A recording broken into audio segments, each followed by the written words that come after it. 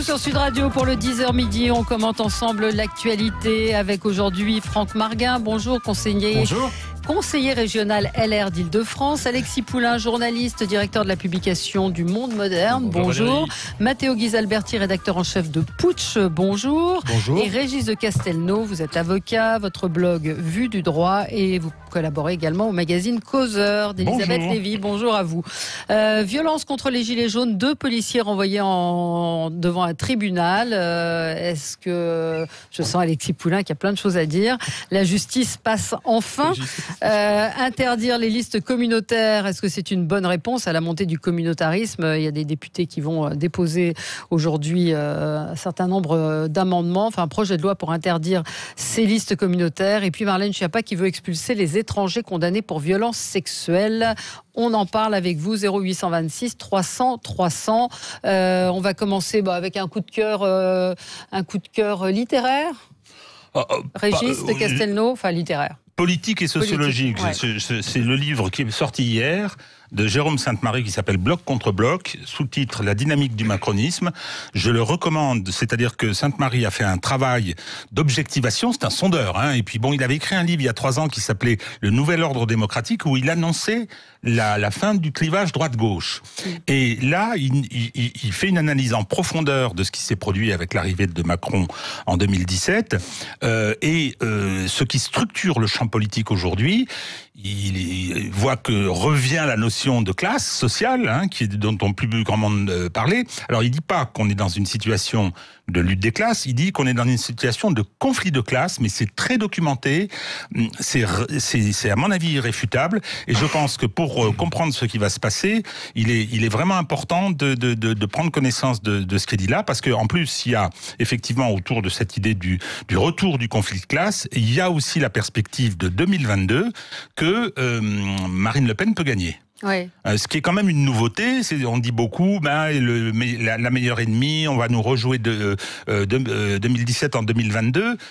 La lecture de ce livre montre que c'est pas si simple que ça et qu'il est possible qu'il y ait cette inversion, c'est-à-dire que le candidat d'opposition, Marine Le Pen, est un mauvais candidat. Ce serait peut-être le candidat du bloc élitaire, parce que Jérôme Sainte-Marie caractérise ce qu'il appelle un bloc élitaire et un bloc populaire qui s'affrontent aujourd'hui. Et peut-être que pour le bloc élitaire, le candidat qui ne serait pas le bon, ce serait Emmanuel Macron. J'ai vu le sondage Ella hier, il perd 5 points. Ouais, effectivement. Mais bon, rien n'est fait encore. Donc, non, bloc évidemment. contre bloc, la dynamique du macronisme, c'est aux éditions du Cerf. Et c'est Jérôme Sainte-Marie. Alexis, votre coup de... C'est quoi? C'est un coup de cœur ou un coup de gueule? Non, c'est un coup de gueule, je regarde peu la télévision, mais j'ai vu passer hier un moment extrêmement gênant. Ouais. Oui, pardon, je parle dans le micro, d'un énième numéro de contorsion victimaire de Yann Moix sur le plateau de Cyril Hanouna, qui expliquait que enfant battu, il avait énormément de respect pour le travail de Cyril Hanouna, tout ça pour gratter un poste de chroniqueur dans l'émission de son ami Nolo, nouvelle émission sur C8. Donc c'était une mise en scène comme ça de la parole de haine, parce que souvent on entend il a l'excuse de la jeunesse. Non, il avait 20 ans quand il a fait ses textes et ses dessins dégueulasses antisémites dans son petit torchon, et parce que c'est un lécheur professionnel de BHL, d'Hanouna, il arrive à sauver son cul à chaque fois. J'aimerais dire qu'un autre monde est possible, que ce monde de paillettes qui sentent le vomi, et franchement ça m'a dégoûté hier et ça m'a mis dans un profond désarroi. L'émission a plutôt pas mal marché. Mathéo, c'est quoi votre... C'est un coup de cœur qui devient un coup de gueule. Un coup de cœur parce que de toute façon, tout de suite après. C'est un coup de cœur parce que on rappelle, demain on célèbre la chute du mur de Berlin, 30 ans. C'était un moment très particulier pour beaucoup de personnes, aussi pour moi, que j'avais seulement 15 ans à l'époque, mais je me rappelle encore ces soirs-là. Et en même temps, ça devient un coup de gueule parce que l'Europe, l'Union européenne qui a suivi cette fin du communisme, malheureusement, elle est horrible de mon point de vue, parce qu'elle n'a pas tenu les promesses qu'elle avait. Donc il aurait mieux valu que le mur reste. Si je suis non, c'est pas ça, mais on aurait dû prendre exemple et faire trésor de l'expérience d'une Europe divisée en deux, et sous le joug du communisme, donc des dictatures, pour faire quelque chose d'effectivement plus respectueux de la démocratie.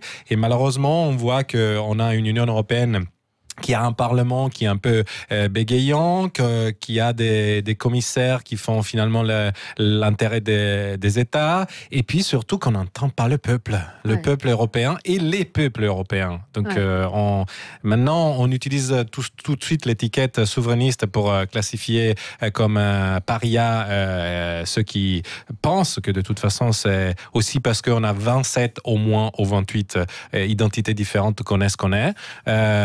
Mais voilà, je pense qu'on aurait pu évoluer différemment. Eh bien, c'est dit. Franck, c'est un coup de gueule.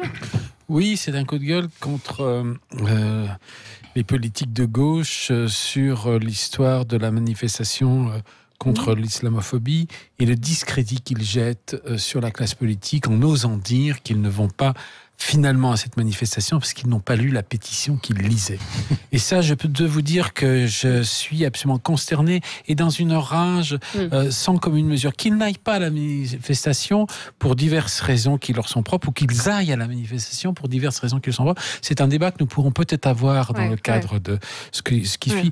Mais qu'on dise au peuple français qu'on ne prend pas le temps de lire et qu'on finalement refuse parce qu'on ne sait pas lire, je trouve que c'est vraiment prendre les gens pour des imbéciles. C'est bien plus profond que ça. En fait, ils n'ont pas voulu aller à cette manifestation parce qu'ils se rendent compte quand même qu'il y a là derrière un engagement politique de l'islam politique, celui même que le président de la République a appelé à combattre. Et je crois que on est vraiment là dans le bas-fond de la mauvaise politique et ça me rend très en colère. Oui, c'est l'article de Libération hier qui faisait référence à cette manifestation et qui parlait de la vidéo de cet imam, donc qui parlait des femmes, en disant l'extrême droite a exhumé ces vidéos. C'est-à-dire que le plus grave, c'est pas ce que dit l'imam. Ce qui est très grave, c'est que ce soit l'extrême droite, je ne sais même pas d'où ça sort, qui ait exhumé ces vidéos. C'était ne regardez pas le doigt. On est en plein abandon. Je vous assure, on est en plein abandon psychologique, philosophique de ce qu'est la République. Enfin, je veux dire, quand on entend Jadot qui dit, il y en a un qui a même dit, j'ai regardé ça, j'étais dans ma salle de bain. On ne signe pas une pétition. Ou je mangeais des gaufres. Je veux dire, il faut quand même arrêter, quoi. Mais je pense que c'est aussi une certaine gauche, on va dire, pétitionnaire, qui aime bien multiplier le nombre d'appels, les grands appels au machin, les signatures, qui foutent leurs signatures un peu trop, qui est totalement inefficace, parce qu'au final, la preuve, c'est qu'on ne lit pas les textes, que c'est fait à la va-vite, qu'on ne sait même pas pourquoi on y va. Jadot est responsable d'un grand mouvement politique. Mais c'est bien tout le problème. d'un grand mouvement politique. Sauf que cette même gauche, après, justifie des attaques vis-à-vis de, par exemple, les éditeurs qui ne leur sont pas, favorables. Ils ne sont pas de leur côté. Moi, je pense que la liberté d'expression vaut pour tout le monde. Donc, moi, je la défends pour ceux de gauche qui pensent qui ont une position complètement différente de la mienne. Et puis, je rappelle aussi une autre chose, parce que, comme disait Franck Marguin, c'est une honte pour la classe politique, parce que, plus, vous vous rappelez, l'année passée, quand le mouvement des Gilets jaunes a commencé, qu'on disait, oui, mais ils sont des incultes, ils sont des bololos, etc. Sauf que peut-être ils lisent les pétitions et ils savent quoi écrire. Exactement. Non, mais je pense que la pétition, ils l'ont lu. Moi, j'en ai signé beaucoup dans mon passé. On lit quand même on lit, et en particulier. Je pense que ce qui a été très gênant, c'est les précipités. Ils se sont précipités. Moi, la première chose qu'on faisait, on lisait le texte et puis on regardait qui signait. Parce que moi, je signe pas avec n'importe qui. Alors eux expliquent que ça a été très obscur la manière dont la pétition est arrivée. On voit Majid Messaouden, on fait de la politique, on est parlementaire français, on ne sait pas qui est Majid Messaouden. Responsable d'un des plus grands partis politiques français, quand même. Alors justement, je voudrais faire une observation. là-dessus, c'est que on parle de quoi là ? On parle de tout un tas de gens qui sont des has-beens de la politique. Hein. LFI est morte. Enfin, 20%.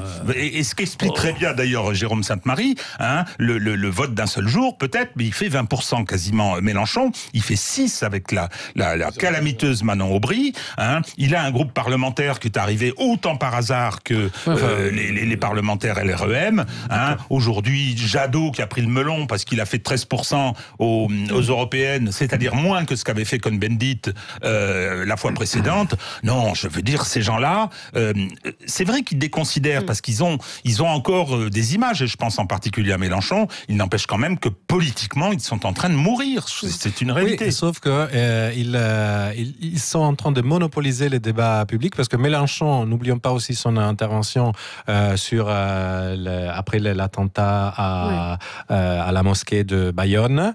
Moi, j'étais étonné de voir. Enfin, je me suis demandé, est-ce que c'est la même personne qui fait partie d'un parti qui invitait à casser du flic? Alors là, on pourra en parler aussi. Excusez-moi. Là, vous avez raison. Quand je pense qu'ils ne sont pas déplacés, il n'y en a pas un qui s'est déplacé, qui n'a pas dit un mot sur l'incendie de l'école à Béziers. Tout ça parce que le maire est apparenté Front National. Et on vient se mettre comme des vierges qu'on aurait violées. Ça a été parce dit. Attendez. Ça, c'est quand même. Il faut arrêter. Au niveau de la République, tout le monde se rappelle du discours de Mélenchon sur la mort de Beltrame, ce colonel de gendarmerie qui avait été tué par un terroriste.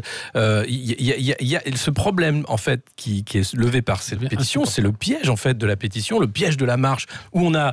Vous saviez, Ruffin avait fait une manif pot-au-feu. Il avait dit on met tout, on met des carottes. Ça c'est exactement ça. C'est le pot-au-feu de l'islamophobie, sauf que vous avez dedans des gens qui ont des visées politiques, qui sont proches des frères musulmans. Et ça, quand on signe, il faut le savoir. Et on sait très bien ce qu'on fait en apportant son poids politique à côté de ces gens-là. Ils ont jeté le discrédit sur la classe politique. Oui, mais quand on lit, et c'était mon coup de gueule. C'est pas les seuls. Si on regarde toutes les affaires qui s'alignent, il y en a un paquet qui ce matin, c'était celle-là. La publication du livre de Benalla déconsidère le président de la République.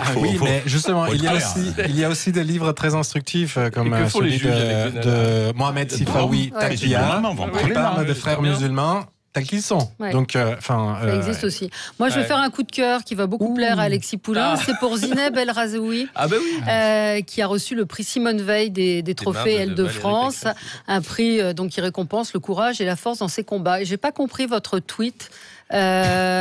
C'était un coup de gueule contre vous et un coup de cœur pour elle, parce que vous dites, il a dit le niveau de confusionnisme est historique. Une militante qui appelle à tirer à balles réelles comme aux US sur des abrutis, selon le Premier ministre, reçoit le prix Simone Veil. C'est pas exactement ce qu'elle a dit, si vous êtes tout à fait honnête. Elle a dit que les policiers auraient dû faire usage de leur arme. Elle a dit, si je regarde les réseaux sociaux, ce que je vois, c'est qu'on certains en appellent aux policiers à tirer à balles réelles quand ils sont en situation de légitime défense. C'est pas elle qui avait dit ça. Si, c'est elle qui a dit ça. Si vous écoutez la séquence en entier. Et en plus, je trouve que des gens comme Rhys, directeur de la rédaction de Charlie Hebdo, de Zineb qui vit avec, je la connais pas, elle a accouché sous protection policière. De Zineb El Razoui, qui sont des gens courageux, qui disent des choses. On n'a pas le droit de dire ça. On n'a pas le droit de c'est pas eux qu'il faut attaquer. C'est pas eux qu'il faut attaquer. Oui, mais vous le faites, donc c'est pas bien. Ça leur met des cibles dans le dos. Je pensais qu'elle avait vraiment dit qu'il fallait tirer. Elle a dit si je. C'est ce que j'ai vu sur les réseaux. C'est ce que j'ai vu sur les réseaux sociaux.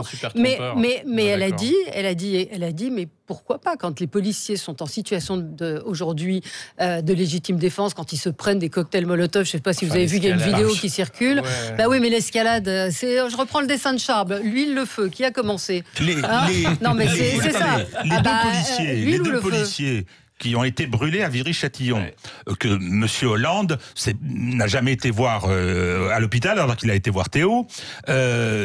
S'ils avaient sorti, on a jeté les cocktails Molotov dans la voiture et on a bloqué les portes pour pas qu'ils sortent. Est-ce que s'ils avaient sorti leurs armes et qu'ils avaient tiré, ils auraient eu tort? Moi, je dis qu'ils auraient eu raison. Donc, le problème aussi concernant Zineb El Razoui, c'est que il faut lire ce qu'elle reçoit sur les réseaux, mais c'est hallucinant. Et il n'y a aucune sanction. Il n'y a aucune mise en garde à vue, il n'y a aucune procédure pour des appels au meurtre qui sont multi-quotidiens. Enfin, je dis, il y a un problème. Et des gens qui se cachent même pas. Parce qu'il y a des profils anonymes sur Twitter, mais aussi des personnes, enfin, ils ont un nom, un prénom. Des profils anonymes avec l'adresse IP, on trouve. Il n'y a aucun problème. Si on veut, on peut faire beaucoup de choses, surtout parce que désormais, on a toutes les règles qu'on veut pour éviter... La loi de Madame Avia va peut-être nous aider. Elle est destinée aux gilets jaunes. Les sénateurs qui avaient fait passer cette loi sur le voile aussi, qui reçoivent des menaces et qui ont fait une action. Oui, mais parce que dès qu'on parle de façon apaisée de quelque chose qui dérange certaines mouvances islamiques, on est menacé. Et c'est pas normal. Et les musulmans qui ont signé aussi cette tribune, les 50 musulmans, les femmes aujourd'hui dans Marianne, témoignent des insultes et de certains élus qui ont mis à disposition leurs adresses et des menaces de mort qu'elles reçoivent. Donc voilà, on rigole pas avec tout ça. On se retrouve dans un instant, on va parler donc de la violence contre les gilets jaunes. 2 policiers renvoyés devant un tribunal, 212 enquêtes en cours, 409 plaintes et enquêtes qui ont été déposées contre des policiers. On en parle avec vous dans un instant. Avec vous sur Sud Radio, on va parler des gilets jaunes. On est quasiment à 1 an du début du mouvement des gilets jaunes. C'était le 19 novembre dernier. 2 policiers ont été renvoyés en correctionnel. Ils comparaissaient pour violence volontaire pour des faits survenus lors des manifestations du 1er mai. Il y a 212 enquêtes qui sont toujours en cours, 409 plaintes et enquêtes qui ont été déposées contre des policiers, 313 qui ont été confiées à l'IGPN. 146 qui ont été clôturés, 54 classés sans suite. Et d'après les chiffres du ministère de l'Intérieur, pour être tout à fait complet, il y a 2448 manifestants, 1797 forces de l'ordre qui ont été blessés. On a déjà un appel au 0826 300 300, c'est Duzanne qui voulait réagir. Bonjour. Bonjour. Bonjour, on vous écoute. Écoutez, on a trouvé 2 boucs émissaires parce que le tête pensante comme ministre de l'Intérieur au Premier ministre, ils n'ont pas eu courage à répondre aux gilets jaunes. Et aujourd'hui, on est à escalade de violence, déjà 1 an. Pauvres commerçants de centre-ville, pauvres machines qui travaillent, mais maintenant on a trouvé 2 boucs émissaires qui vont payer pour le connerie des autres. C'est ça qu'est-ce que je pense. Oui, donc 2 policiers, qu'est-ce que vous en pensez les uns les autres On continue à se moquer du monde. Tout simplement. Alors là, je vais me placer du point de vue. Il y a de la justice, donc vous ne faites pas confiance à la justice. Aucune. Et d'abord pour une bonne raison, c'est que cette justice, on ne doit pas lui faire confiance par principe. C'est pour ça qu'on l'enferme dans des règles particulières. Et je dis souvent, ne faites aucune confiance à la justice parce qu'elle est rendue par des gens comme moi. C'est pour ça qu'il y a collégialité, le respect des formes, etc. Mais là, en l'occurrence, c'est quoi l'histoire ? C'est que la violence policière, qui est aujourd'hui parfaitement avérée, parfaitement documentée. Il y a des centaines de vidéos. On a vu des milliers d'actes inadmissibles. Qui doit contrôler la violence ? Excusez-moi, je suis un peu véhément parce que moi j'en ai marre. Qui doit contrôler cette violence ? C'est pas l'IGPN. L'IGPN, elle fait des enquêtes disciplinaires. Le ministre, il organise, Monsieur Castaner, c'est la police comme il veut qu'elle maintienne l'ordre. Ceux qui contrôlent la violence policière excessive. Et il y a plusieurs articles qui sont destinés aux agents publics et par conséquent aux policiers dans le code pénal. Ce sont les magistrats. Ils ont démissionné. C'est une honte. 2 policiers poursuivis, 54 classements sans suite, 140 enquêtes. Mais qui les fait les enquêtes ? Les enquêtes préliminaires ? Vous avez vu le procureur de Nantes après la mort de Steve Canico. Alors on a été obligé de dépayser l'affaire parce que les juges d'instruction ne voulaient pas affronter les policiers au plan local. Ce sont les magistrats qui, dans le même temps où ils ont prononcé 3000 condamnations contre les gilets jaunes, dont 1000 condamnations à des peines de prison ferme, ils ont refusé, et je vais terminer là-dessus, ils ont refusé d'accomplir leur mission de justice qui consistait à contrôler la violence excessive utilisée utilisé par les policiers. Et toutes les informations dont je dispose auprès de mes jeunes confrères qui sont sur le front, qui se sont battus, les avocats, partout, ils me disent, on dépose des plaintes, on a des procédures, les parquets et les juges du siège s'opposent en permanence à ce que cette délinquance-là soit réprimée. Cette défaillance, je pense, déshonore malheureusement, je vais dire l'ensemble du corps des magistrats. Alors d'ailleurs, on n'a jamais entendu les organisations syndicales, l'USM ou le syndicat de la magistrature, faire des communiqués sur cette violence. Ils ont beaucoup critiqué Mélenchon quand il a parlé de sa perquisition. Mais là-dessus, il y a eu un consensus. Cette justice a accepté non pas de rendre sa mission de justice, mais de maintenir l'ordre. Or, c'est pas son métier. Voilà. Oui.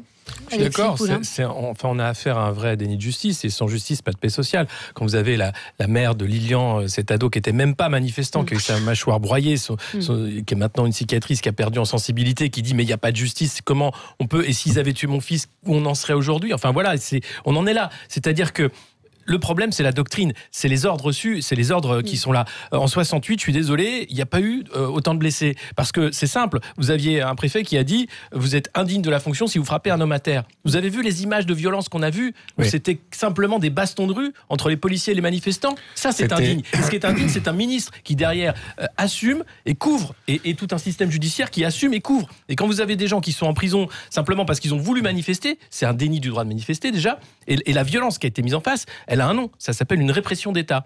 C'est une répression d'État qui a lieu. Je voudrais dire une chose. Il faut rappeler aussi que les policiers ont été aussi la cible de certains actes très violents. Et d'ailleurs, ils sont aussi la cible d'autres actes. On a vu aussi malheureusement des policiers qui ont été tués pour d'autres raisons chez eux, même par des terroristes, etc. Je veux dire aussi qu'ils sont les victimes d'attaques très dures. Mais effectivement, moi j'ai été dans les manifestations des Gilets jaunes, j'en ai couvert pas mal avec mon confrère et mon associé, et on a vu des policiers qui nous venaient contre alors qu'on était déjà inoffensifs et on essayait de nous tabasser.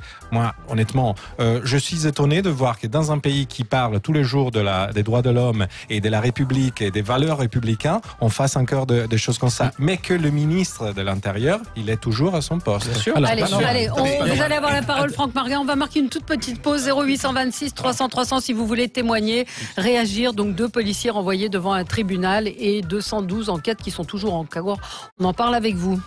Avec vous sur Sud Radio jusqu'à midi, et on commande donc cette information. 2 policiers renvoyés devant un tribunal. C'était pendant les manifestations des Gilets jaunes. Vous nous disiez, Régis de Castelnau, qu'il y avait quand même un problème avec la justice. Vous vouliez réagir, Franck Marguin? Alors, je voulais réagir sur plusieurs domaines. Tout d'abord, je voudrais donner un soutien massif ici à ce micro, à la police en règle générale, sur le travail de maintien de l'ordre qu'elle est censée faire et qu'elle fait, avec beaucoup de difficultés. Nous avons énormément de suicides de policiers, nous avons une police qui est extrêmement démoralisée, qui ne sent plus être dans les mains d'un directeur qui devrait faire le job, à savoir le ministre de l'Intérieur. Et donc je veux vraiment apporter mon soutien à la police. Là où nous avons un problème aujourd'hui, c'est qu'en fait, lors des manifestations et lors des maintiens de l'ordre dans les grandes crises, ils ont eu de mauvais ordres, ils ont eu de mauvais effectifs, ils ont eu de mauvaises missions, ils se sont laissés déborder sur ordre de mal donné,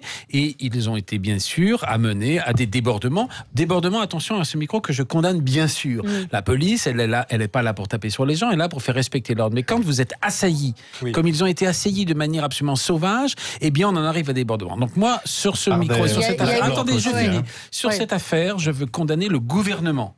La responsabilité pleine et entière de ces débordements et de ce débordement de police vient du fait qu'ils ont été mal gérés. Nous avons eu un mauvais ministre de l'Intérieur, d'ailleurs il est parti, il a été remplacé par encore un plus mauvais ministre de l'Intérieur. Tout ça parce qu'en fait ce sont des amis du président, et je peux comprendre qu'ils l'ont aidé à prendre le pouvoir. Je peux comprendre qu'en politique on a besoin d'une équipe resserrée, mais on a une équipe resserrée compétente, et là on a une équipe resserrée qui est incompétente.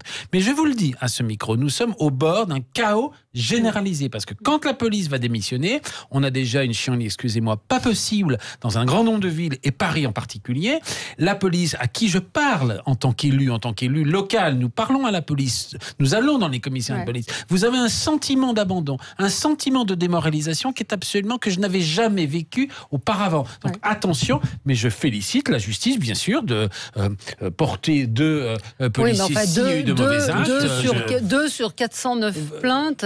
Vous m'interrogez sur ces deux-là. Je vous réponds. Sur je suis d'accord sur ces deux-là. Oui. Je vous dis maintenant, attention de ne pas jeter le bébé et l'eau du bain. Nous avons une police qui est efficace, qui est respectueuse dans la plupart du temps, et qui est même très respectueuse dans la plupart, mais qui se fait lyncher, caillasser, humilier. Je pense qu'on ne peut pas être manichéen, c'est-à-dire qu'il y a de tout, il y a eu des comportements des deux côtés, et on ne peut pas dire les flics sont des salauds, les gilets jaunes sont des anges. Les flics font leur boulot. Ils font leur boulot, et c'est vrai que... il y a ceux qui ont fait mal leur boulot et qui sont couverts, et c'est ça le problème. C'est-à-dire qu'à un moment, quand vous avez le droit qui dit que vous devez avoir le matricule, vous devez être identifiable, et que vous avez des gens visage caché, dont on ne sait même pas si c'est des manifestants, des policiers, qui visent la tête, parce qu'on a bien vu, les statistiques le montrent, que la tête était visée. Parce que il faisait froid. Et l'ONU même a pris position d'ailleurs. Absolument, parce qu'il fallait faire mal, et que l'ordre c'était de faire mal et de tabasser. Je suis désolé, là c'est pas la police qui est en cause, parce que les policiers se sont retrouvés dans des situations extrêmement dangereuses où il y aurait pu avoir des lynchages de policiers. Donc parce qu'ils n'étaient pas assez nombreux, parce qu'ils n'étaient pas formés au maintien de l'ordre de ce type-là. C'est le gouvernement qui est responsable, c'est un ministre qui est responsable, qui est encore en poste, et ça c'est inacceptable. Et c'est un président qui est responsable et qui a dit on ne peut pas parler de violence policière dans un pays démocratique. Stop. C'est clair qu'on ne peut pas. Matteo Ghisalberti. On peut pas avoir une attitude de ce type vis-à-vis des citoyens, parce que d'accord, il y a eu des débordements et je les ai vus, mais en même temps, excusez-moi, je redis toujours. Les Black Blocs étaient identifiables et identifiés. Je ne sais pas pourquoi on a laissé tout faire pendant des semaines entières. On a des incompétents. Je vous dis qu'au ministère de l'Intérieur, c'est pas la police qui est incompétente. C'est surtout pas la police. Il y avait le choix aussi pour discréditer ce mouvement de laisser la violence et de dire regardez, ils sont violents. Alors on peut prendre ce débat.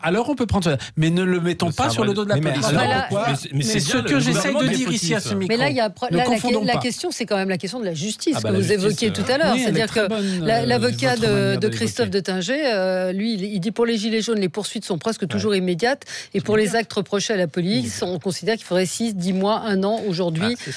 Quelques poursuites. Il y a eu des institutions internationales, l'ONU, la Cour européenne des droits de l'homme, de mémoire, qui ont invité à changer un peu de registre. Et à Hong Kong, les Chinois ont dit on fait comme en France. C'est ça. Non, mais sur les plateaux, à part chez Valérie Expert, après on s'extase pour les contestateurs de Hong Kong, mais on dit les gilets jaunes sont des ringards, ils sont des criminels, etc.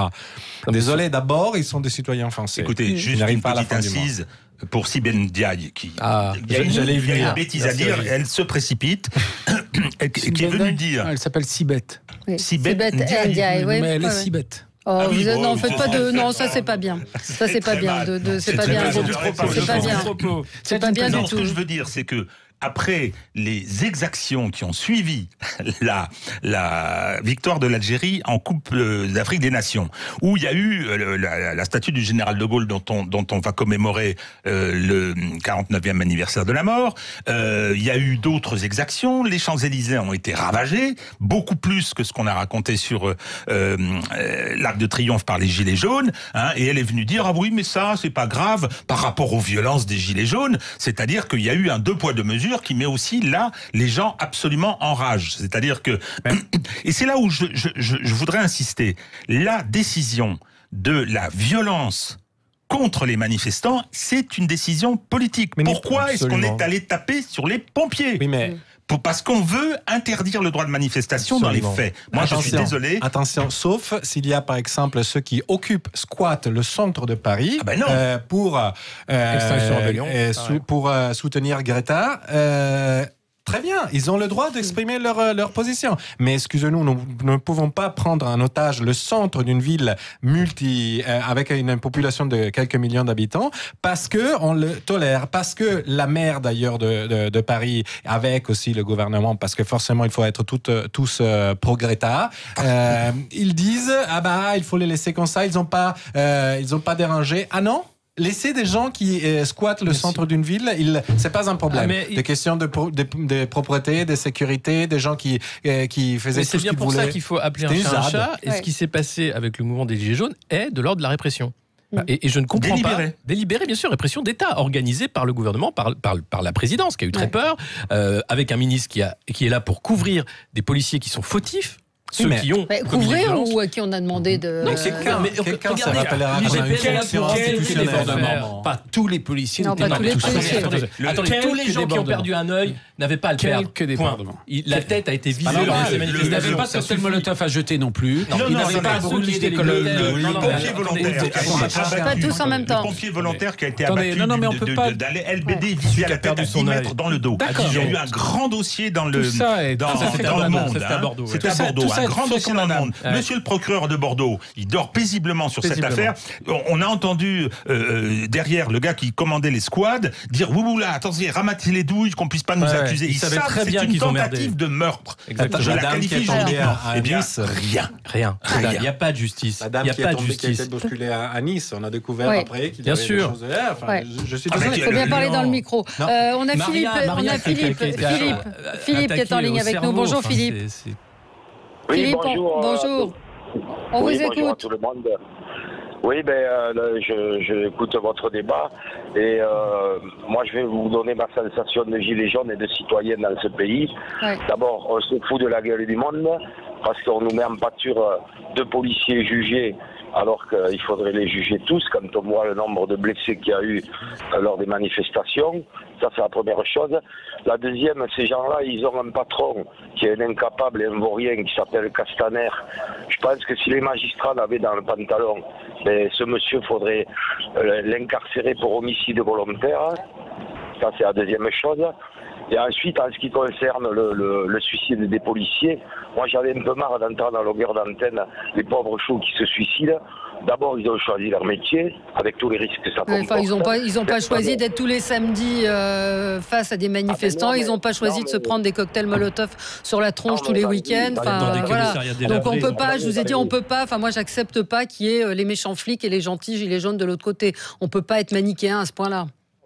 Non, mais moi non plus. Mais quand vous choisissez un métier comme ça, il y a des risques. Hein. Ça peut pas toujours être cool au bord des routes, à emmerder les automobilistes avec les excès de vitesse. Non. Ça comporte aussi un peu autre chose, leur métier. Alors là, il se trouve que oui, effectivement, pas de peau, les gens ne se sont pas laissés faire. Donc ça fait partie des risques du métier. C'est ça que je veux dire. Et comme dans tous les métiers, il y a des risques. Il y a aussi des suicides dans notre métier. Donc ça, c'est le troisième point.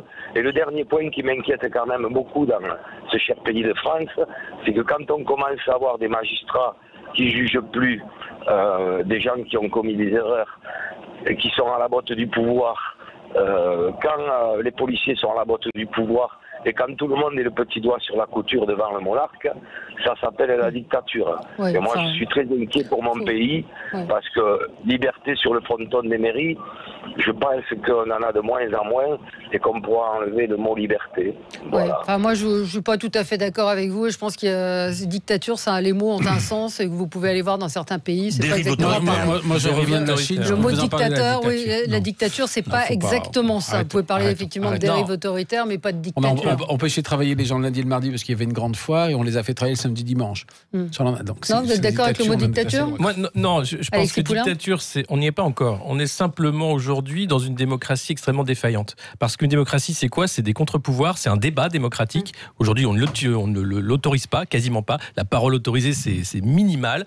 Le droit de manifester, on essaye de l'interdire par les faits, par la violence d'État. Et le fait que, parce qu'on est élu, et on est dit, voilà, je suis élu, donc maintenant il n'y a plus de débat, parce que la démocratie, c'est tous les 5 ans, vous choisissez entre la peste et le choléra. Non, c'est pas ça la démocratie. La démocratie, c'est quand tout est possible. C'est justement quand il y a un vrai débat. Tous les samedis, mais ils ne sont pas interdites. Ils ont voulu les canaliser, je vous ai dit, avec de mauvaises ordres. Mais on n'a pas interdit les manifestations. Et en faisant voter de mauvaises lois. Et en faisant voter des mauvaises lois. On n'a pas interdit les manifestations, c'est ce que je veux préciser. Que les gens ne s'agglutinent pas et ne viennent pas faire un mouvement de foule, de masse.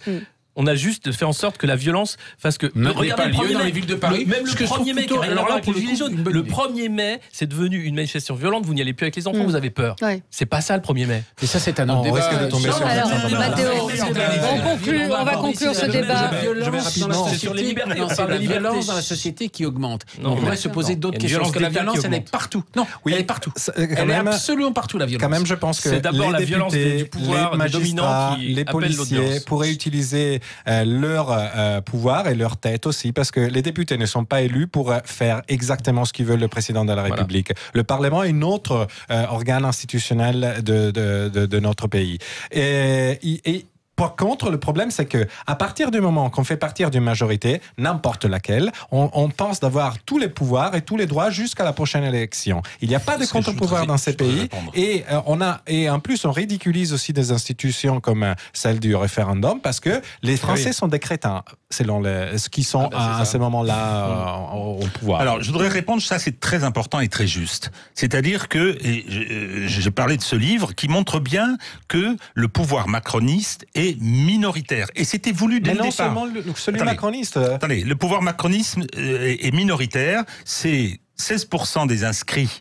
Alors les gens n'ont qu'à aller voter peut-être, mais 16% des inscrits, et il a dit dans ses discours d'avant son élection, il n'y aura pas de compromis, je ferai ce que j'ai dit, et il fait 11% des inscrits aux européennes, et toute la presse vous le présente comme une grande victoire pour lui. Bon, donc ça c'est la première observation. Le pouvoir minoritaire, il a besoin, il le sait, qu'il va heurter une partie de la population, et vous allez voir ce qui va se passer avec les retraites. Il perd 5 points, c'est pas du au hasard, le premier anniversaire des Gilets jaunes. Mais surtout, et là vous mettez le doigt sur quelque chose de très grave, c'est que la séparation des pouvoirs en France n'existe plus. Nous avons un pouvoir exécutif, un pouvoir législatif anéanti avec des godillots, et un pouvoir judiciaire. Les 4 cours suprêmes ont rallié ce pouvoir. Quand j'entends les magistrats, on n'a jamais reçu aucune pression, c'est même pas la peine. Vous allez au devant de ce que veut le pouvoir. C'était Madame Moulette quand elle est partie du parquet national financier. On fait des procédures. Il y a un procès actuellement dont je connais un peu les détails contre le Front National. La fameuse perquisition chez Mélenchon, il y en a eu d'autres. Je veux dire, aujourd'hui, la dérive autoritaire avec ces lois qui sont votées, ces lois qui sont, je considère, scélérates, montre bien qu'il y a cette dérive et... Il n'y a pas d'élection intermédiaire, c'est là le problème. Le quinquennat a supprimé les élections intermédiaires. Regardez, dans toutes les grandes démocraties, les parlements peuvent se remettre en cause le pouvoir. Vous voyez, Trump risque d'être... je vous rappelle qu'il y a des élections intermédiaires aux États-Unis. Le Sénat peut basculer, la Chambre peut basculer. Aurait pu résoudre le problème des Gilets jaunes. Vous avez entièrement raison, c'est qu'il y a alignement aujourd'hui du pouvoir. Il y a une fusion des voilà. Et je pense que, hélas, c'est Chirac qui l'a fait, c'est la droite. Donc, mais moi, j'étais complètement contre. On aurait pu raccourcir le mandat présidentiel, mais il fallait raccourcir le mandat parlementaire. On ne peut pas ou le décaler. La version, c'est Jospin. L'interdiction, oui. Non, mais je veux dire le fait d'avoir réduit au quinquennat. C'est une grande erreur parce qu'on a réduit le mandat présidentiel sur le Parlement. Donc on les a fusionnés. Allez, on se retrouve dans un instant. On va changer de sujet. On va parler donc de la proposition de loi du sénateur Bruno Retailleau pour interdire les listes communautaires à 5 mois municipales. À tout de suite. Allez, on continue à débattre même pendant la pub. Interdire les listes communautaires, est-ce que c'est une bonne réponse à la montée du communautarisme à 5 mois des municipales? C'est le sénateur Bruno Retailleau qui va porter cette proposition de loi. Il l'a dévoilé ce matin. En tant que législateur, je dépose un texte qui a vocation à devenir loi, donc au préfet, au juge de caractériser les situations de communautarisme. Alors bon courage. Ça fixe les limites et donnera des outils. Donc comment interdire les listes communautaristes? Et c'est quoi une liste communautariste? C'est impossible, tout simplement. Et en plus, c'est une proposition, mais totalement anticonstitutionnelle, liberticide, etc. Qu'est-ce que ça veut dire? Mais d'abord, qu'est-ce qu'on entend par communautarisme? D'abord, c'est quoi un communautarisme? C'est des gens qui sont religieux. Ce sont les programmes et les propos qui visent à soutenir et à défendre des revendications d'une section du peuple fondée sur l'origine ethnique et l'appartenance religieuse. C'est un parti qui ne respecte pas les principes de la souveraineté nationale et de la démocratie. Le communisme, en son temps, c'était bien à ce moment-là communautarisme. Ça ne voulait pas respecter la République en place et ça voulait mettre un système dans lequel on avait une hiérarchie différente de ce qu'on avait établi. Donc, moi, je trouve que cette idée de Retailleau, que je respecte beaucoup, en plus, il est de mon parti, donc on est dans trop de démagogie là. Il faut se poser le problème, pourquoi aujourd'hui des filles qui se voilent avaient des mamans non voilées, des grand-mères non voilées? C'est là le problème de la République. C'est pas le problème d'interdire des gens qui veulent s'exprimer et d'aller devant les électeurs. Il faut quand même faire attention un petit peu à ce qu'on fait là. Donc moi je pense qu'il faut prendre le problème en amont et se poser des problèmes. Pourquoi on a un retour de l'identitaire? Mais l'identitaire, il n'est pas que dans le voile. Le retour de l'identitaire, il est partout dans les quartiers, il est partout dans les campagnes. Et on le voit avec des votes Front National, si vous voulez, au sud de Rambouillet, où il n'y a pas un émigré, où il n'y a pas un taux de chômage, et les gens votent protestation. On est quand même dans une situation. Il y a deux situations un peu différentes. Il y a quand même une poussée d'un islam politique, encore une fois, qui est à distinguer d'autres choses. Il est à distinguer de gens qui sont dans l'identitaire. Et donc c'est ça. Non, mais vous avez entièrement raison. Ce que je voulais dire également, l'islam politique, lui, est condamnable. Mais c'est pas en votant, en faisant des lois contre des pseudo-culés qu'on va régler le problème. Surtout Matteo avait parlé. Matteo Ghisalberti. On pose le problème dans le sens que c'est difficile d'identifier effectivement ce qui est communautariste et une liste communautariste en particulier, mais il pose le problème parce que il faut pas oublier que certaines mouvances, disons, de l'islam politique sont aussi financées de l'étranger. Vous pourrez me dire oui, mais les communistes aussi étaient financés par l'étranger, et d'ailleurs aussi ceux qui gouvernaient de l'autre côté de l'échiquier politique. Mais effectivement, on avait des règles, des coutumes qui étaient respectées des deux côtés. Là, on ne les a pas. Désolé, parce que ces listes, en tout cas, prônent pour des lois qui ne font pas partie de la République, qui ne font pas partie. Les gens voteront pas pour eux. Oui, sauf que on a vu des sondages que dans certains bureaux de vote, on ne sert à mesure. Vous êtes en train de me dire que vous preniez tous les Français pour des imbéciles parce qu'on leur refusait le référendum. Non, que les politiques, pas vous. Non. Et là, vous leur dites, vous ne saurez pas voter si vous avez des gens qui proposent des choses insupportables. Je ne suis pas là pour dire qu'ils ne sont pas en mesure de voter et ils ne sont pas capables de voter la bonne liste. Non, certainement. Mais quand on aura des grands électeurs qui pourront élire aussi des sénateurs qui apporteront des principes contraires à la République, qu'est-ce qu'on fera? On dira que la République est en train de... Attendez. Il faut rappeler une chose. Le principe, c'est... à partir du moment où vous êtes électeur, vous êtes éligible. Il y a des conditions d'âge pour certains postes. Et les listes, qu'est-ce que ça veut dire? Il y a des scrutins de liste quand c'est nécessaire de pourvoir un certain nombre de postes. Pour une municipale, par exemple. Mais ce sont des individus. Et on va leur fouiller ce qu'ils ont dans la tête. Alors on va dire, oui, le MRP, c'était une démocratie chrétienne à la française, tout le monde le savait, etc. Moi, je suis bien rentré en politique avec le Parti chrétien-démocrate. Il ne parle pas de la même chose. Il parle, lui, de revendications qui vont... On est protégé sur la loi de 1905, par exemple. On est protégé par une constitution. Bon sang de bonsoir. Sur l'unicité de la République. Mais la Constitution est celle aussi qui devrait... Pas tous en même temps. Ce que je n'aime pas, c'est que on met comme ça des interdictions. Alors en France, on déteste la liberté d'expression, donc on passe son temps, on a 400 textes qui la répriment. On entend Monsieur Mélenchon qui veut interdire de parole tout le monde, etc. Parce que culture de gauche à ce point répressive, c'est quand même surprenant. Et là, qu'est-ce que ça va faire? C'est-à-dire que c'est la boîte de Pandore. Vous dites, ah ben non, parce que on voit bien qui est visé. On voit bien qui est visé. Moi, je suis désolé, c'est discriminatoire. Ce sont les musulmans qui sont visés. Mais demain, ce sera autre chose. Demain, ce sera autre chose. Politique. C'est l'islam politique. Mais l'islam politique est visé. Mais on va alors, répondre. Attendez, Alexis Poulain ne s'est pas exprimé. J'aimerais qu'on remette effectivement, on a une constitution, on a une démocratie. La démocratie, c'est la pluralité des opinions, c'est le débat politique. Dans le débat politique, vous avez effectivement des gens qui vont porter des intérêts communautaires. C'est le cas de beaucoup, et pas seulement du côté de l'islam politique. Le problème qu'on a derrière, c'est effectivement celui de la souveraineté. Tant qu'on accepte l'argent de l'islamo-oligarchie, que ce soit le Qatar, l'Arabie Saoudite, les Émirats, et ça, c'est quel que soit le président en place, on est très content d'avoir des contrats et de faire en sorte que...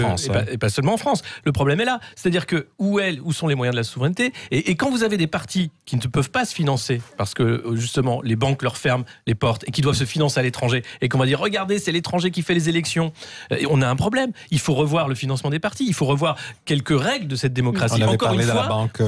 de la démocratie, non? C'était une très bonne idée qui était portée par Bayrou, qui a été très vite enterrée par Emmanuel Macron. Donc non, il y a beaucoup plus de problèmes. Là, c'est une mesure démago, à la pêche aux voix, qui veut rien dire, qui est inapplicable. La réalité, elle est tout autre. C'est comment on fait vivre une démocratie réelle dans ce pays. On a René qui souhaitait intervenir. Bonjour René. Oui, bonjour Valérie, je vous demande 30 secondes parce que j'arrête mon véhicule. Allez-y, mais dépêchez-vous parce qu'il nous reste à peine une minute, donc dépêchez-vous. Bon René, on aura l'occasion de revenir sur le débat parce qu'il nous reste plus de temps. Mais vous disiez, de ce qu'on me précise, qu'en fait ils interviendront sur d'autres listes avec d'autres partis. Exactement. Et que c'est nominal et que la liste en elle-même et le finalement clientélisme, il est vieux comme et le le clientélisme est vieux comme le monde, absolument. Donc oui, c'est pour ça. Non, là je comprends pas Monsieur Retailleau parce que c'est un type intelligent et qui a un sens politique. C'est électoraliste, non? C'est ce que oui, mais il n'est pas là-dedans et j'ai l'impression qu'il y a, en fait, on s'empare d'une peur.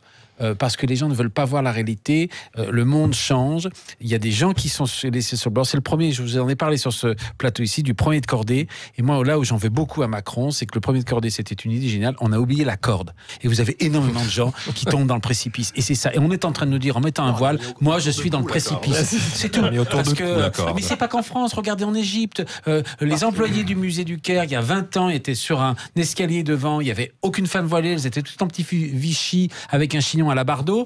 30 ans après, elles sont toutes voilées. C'est pas qu'un problème français, c'est un problème d'identité, c'est un problème de l'Occident avec ses valeurs qui ont été des valeurs de consommation et qui n'ont pas su intégrer d'autres valeurs que des valeurs. Et on pourrait reprendre ce débat. Sauf que les listes ne sont effectivement, il y aura d'autres moyens d'arriver en politique en étant effectivement sur d'autres listes. C'est ce que voulait dire René. Merci à tous les quatre. Dans un instant, c'est André Berkoff qui sera avec vous et on se retrouve lundi.